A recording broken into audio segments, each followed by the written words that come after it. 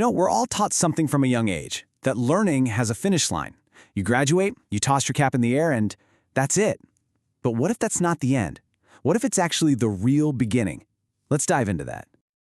Think back to that feeling. The last exam is done, that diploma is finally in your hand. There's this massive sense of relief, right? Like you've climbed this huge mountain of education and now you can just rest. It feels like the end of the road. But here's the real question, the one we need to ask ourselves. Is that truly the end? I mean, we're basically programmed to think of learning as just one phase of life, something you complete, a box you check off. But out here, in the real world, does that idea even make sense? Because let's be honest, the moment you walk off that stage, the world is already moving on. There's a new software update, a new tool your boss expects you to know, a completely new way of doing things. The world just doesn't hit pause and wait for us to get comfortable. And that's the core problem, isn't it? That feeling of being done crashes right into the reality of a world that is always changing.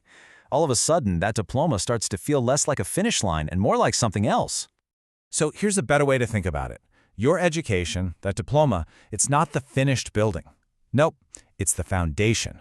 It's the solid ground and the basic framework you need to start building something way bigger. Instead, it becomes something else entirely. An empty bookshelf just waiting to be filled. And this, right here, is the big shift in thinking. Your education wasn't about the books you already read. It was about building the bookshelf itself. A perfectly sturdy, well-crafted shelf that's now ready for you to fill with new knowledge for the rest of your life. Okay, so if our education is the bookshelf, how do we actually start filling it? Well, this is where we shift from being a passive student to an active, lifelong learner. It's a whole new mindset. And it's actually a pretty simple cycle. It all starts with just paying attention, noticing the changes around you. Maybe it's new software at work or a new trend in your industry. Then you adapt. You actively seek out the knowledge to understand it. And with every new thing you learn, you're not just getting smarter, you're building real, earned confidence. So, what are these books we're putting on the shelf? Well, they're not just textbooks. We're talking about tangible new skills that keep you valuable. We're talking about genuine curiosity, that little voice that makes you ask why and how. And most importantly, we're talking about real-world experience, which turns abstract ideas into actual wisdom. This whole process, this whole mindset, actually has a name: lifelong learning.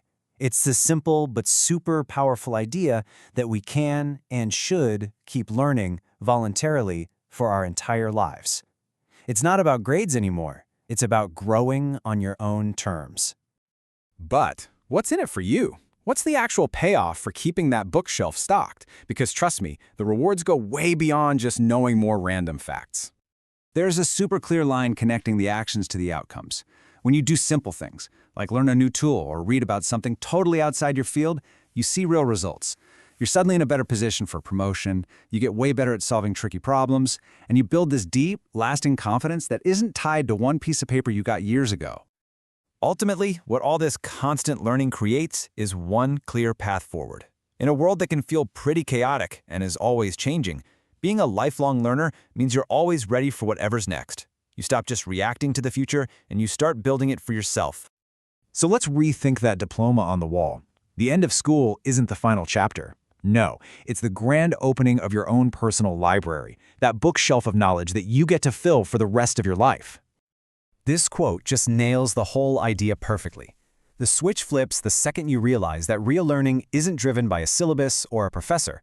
It's driven by your own curiosity about the world. And that kind of brings us to the end. So I'll leave you with this really simple question. It doesn't have to be anything big. It could be a new word, a wild fact, or a tiny little skill. What's the one new thing you're going to add to your bookshelf today? Go do it. Your future self will definitely thank you.